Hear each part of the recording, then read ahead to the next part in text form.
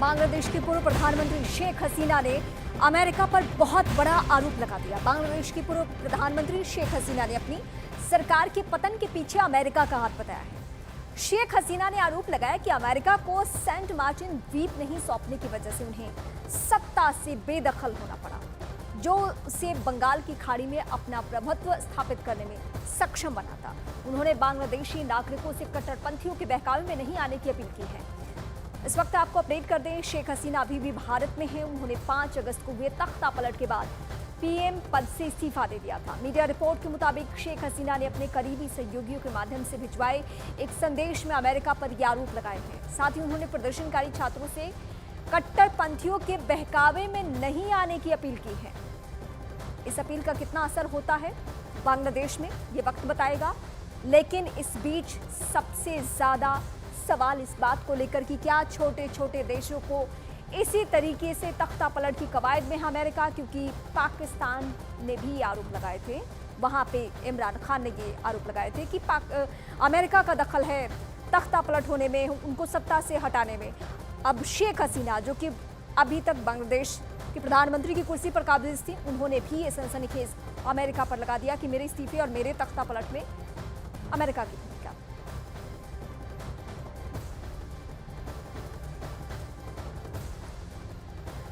ढाका में चल रहे प्रदर्शन को अल्पसंख्यक अधिकार आंदोलन नाम दिया गया है। प्रदर्शन में शामिल लोगों की 8 मांगे हैं। वो मांगे इस वक्त हम बताने जा रहे हैं आपको। ये मांगे क्या है? अल्पसंख्यकों पर हमले का स्पीड ट्रायल, ये पहली मांग। दूसरी मांग क्या है वो हम आपको बताने जा रहे हैं। दूसरी मांग है अल्पसंख्यक सुरक्षा कानून बने।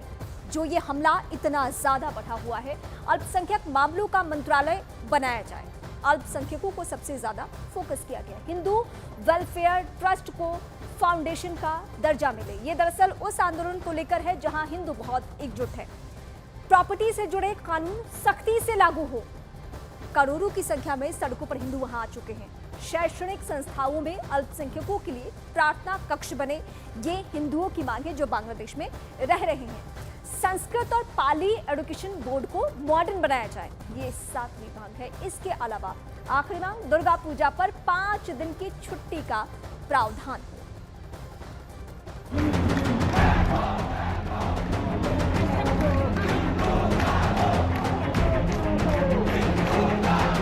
जो कांग्रेस है उन्होंने प्रूफ कर दिया कि दुनिया में कहीं भी मुसलमानों का तकलीफ होगा तो हम हैं। सबके मुंह सिले हुए हैं, इसलिए सिले हुए हैं क्योंकि इनके मालूम है कि बांग्लादेश को हिंदू उनका वोटर नहीं होगा।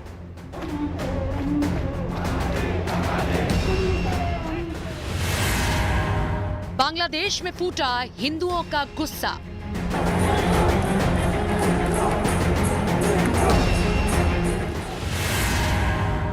बांग्लादेश की सड़कों पर उतरे लाखों हिंदू।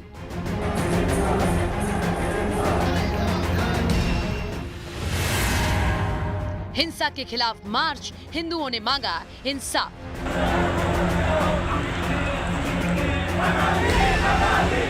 लाखों की भीड़, ऐसा जन सैलाब बांग्लादेश में या तो उसकी आजादी के आंदोलन में दिखा था या तो अब हिंदुओं के खिलाफ हुई हिंसा के बाद दिखा है।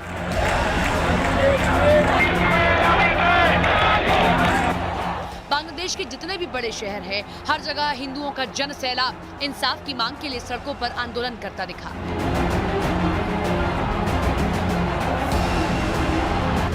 वो चाहे बांग्लादेश की राजधानी ढाका हो, चटगांव हो या फिर उत्तर बांग्लादेश का पंचगढ़ हो, हर जगह जो तस्वीरें आई वो वहां हिंदुओं की एकता और उनके ऊपर हुई बर्बर जुल्मों की कहानी को बयां कर रही है। बांग्लादेश में हिंदुओं के ऊपर हुए हमलों और मंदिरों को तोड़े जाने के खिलाफ सबसे बड़ा जनसैलाब चटगांव में दिखा। लाखों की संख्या में हिंदू प्रदर्शन में दिखे और सभी ने हिंसा का जमकर विरोध किया। बांग्लादेश की सड़कों पर हिंदुओं के खिलाफ हिंसा का तगड़ा विरोध राजधानी ढाका में दिखा। हजारों की संख्या में हिंदू समाज के लोग ढाका की सड़कों पर इंसाफ की मांग के साथ उतरे। हिंदू समुदाय के खिलाफ हो रहे अत्याचारों के विरोध में बड़ी संख्या में हिंदू बांग्लादेशी नागरिक ढाका में सड़क पर उतरे। सैकड़ों लोगों ने सुरक्षा, कानून व्यवस्था की स्थापना और एक धर्मनिरपेक्ष बांग्लादेश की मांग को लेकर नारे लगाते हुए राजधानी ढाका के शाहबाग चौराहे तक मार्च भी किया। उधर बांग्लादेश के उत्तरांचल के पंचगढ़ से भी हिंदुओं के विरोध प्रदर्शन की तस्वीरें आई। वहां भी सैकड़ों की संख्या में हिंदू प्रदर्शन करते दिखे। बांग्लादेश में हिंसा भड़काने के बाद कई हिंदू घरों, मंदिरों और व्यवसायों को निशाना बनाया गया। कई जगह हत्याएं हुई, जिसके विरोध में हिंदुओं का गुस्सा फूट पड़ा और वो सड़क पर उतर आए। बांग्लादेश के प्रमुख शहरों में प्रदर्शन कर रहे हिंदुओं की वहां की सरकार से मांग है कि जिनकी संपत्तियां नष्ट हुई उन्हें मुआवजा दिया जाए और जिन मंदिरों को तोड़ दिया गया उनका पुनः निर्माण किया जाए। जिसके साथ ही प्रदर्शनकारियों ने कहा कि वो देश छोड़ने वाले नहीं हैं, अपना अधिकार पाने के लिए सड़कों पर डटे रहेंगे। उधर बांग्लादेश में हिंदुओं के विरोध प्रदर्शन की झलक इधर भारत में भी दिखी। अल्पसंख्यक बांग्लादेशी हिंदुओं के साथ एकजुटता दिखाने के लिए जेएनयू में कैंडल मार्च निकाला गया। बीजेपी की छात्र शाखा एबीवीपी के कार्यकर्ता हाथों में कैंडल लेकर मार्च करते नजर आए।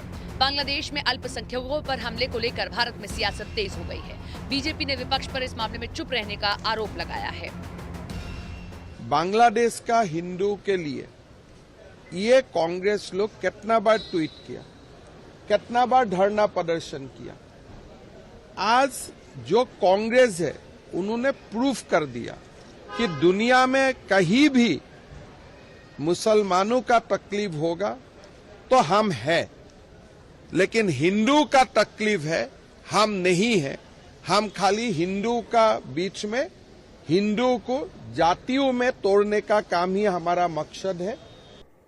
याद रखना, जो बांग्लादेश में हो रहा है, जो चर्चाएं हो रही थी अभी, वहां 90% जो हिंदू बचा है वह दलित समुदाय से है।